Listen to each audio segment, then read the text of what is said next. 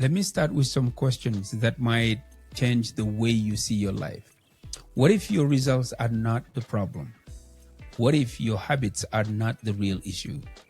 What if the real driver behind everything, your discipline, your consistency, your choices, your relationships, is something deeper? What if the real question is not what am I doing, but who am I becoming? Hello and welcome back to the Mentium Podcast. Here's the truth that most people overlook.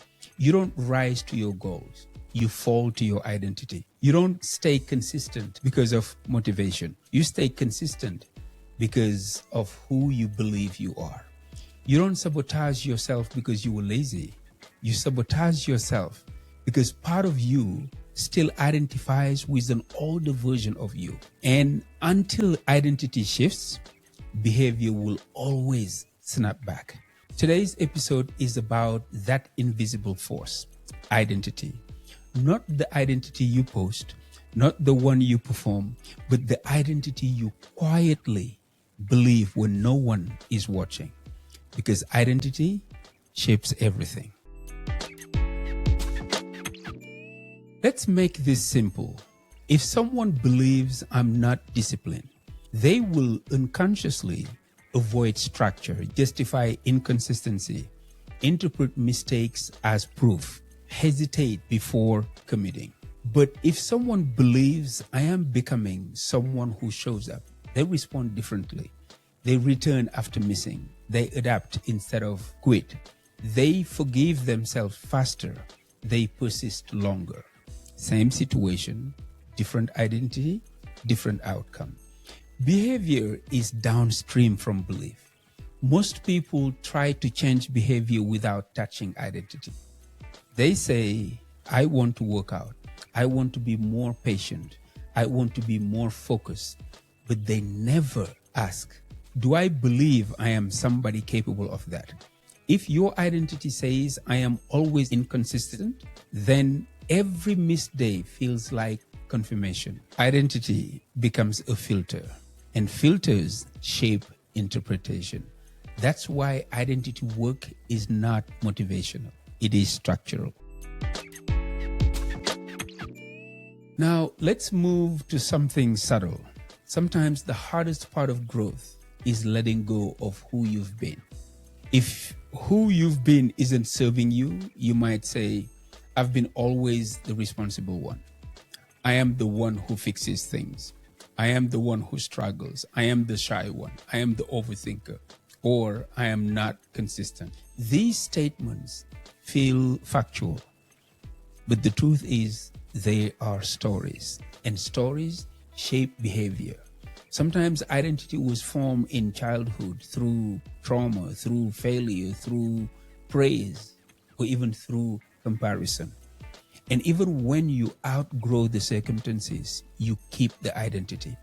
You might not be the same person, but you are still living from an old label. Here's the challenging part. Growth requires grief. You must let go of the comfort of who you were to become who you are meant to be. Even if the old identity was familiar, even if it protected you once, even if it made sense at the time. Identity evolution is uncomfortable because it asks you to step into uncertainty. But without identity shift, discipline feels forced. Consistency feels fragile. Change feels temporary. Here is the empowering truth. Identity is not declared. It is built. And it's built through repetition. You don't just wake up disciplined.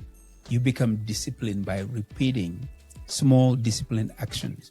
You don't wake up confident. You become confident by repeatedly choosing courage. You don't wake up patient.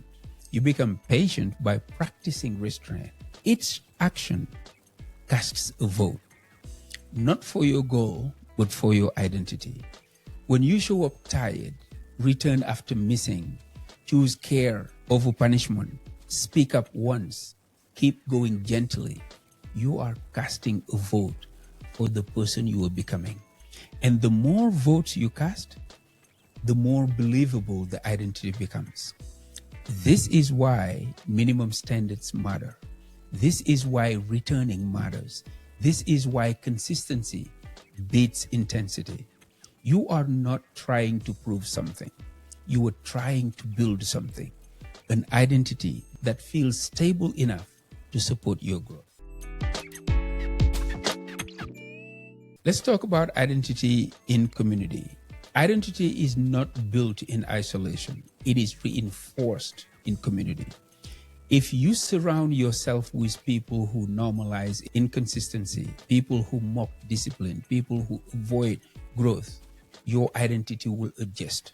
But if you surround yourself with people who show up, people who reflect, people who stretch, people who stay accountable, your identity evolves faster. This is why community matters, not for applause, but for reinforcement. You become more of what your environment affirms. If your circle affirms growth, you grow. If your circle affirms your excuses, you stay. Identity is social, so choose carefully. You have to become before you achieve.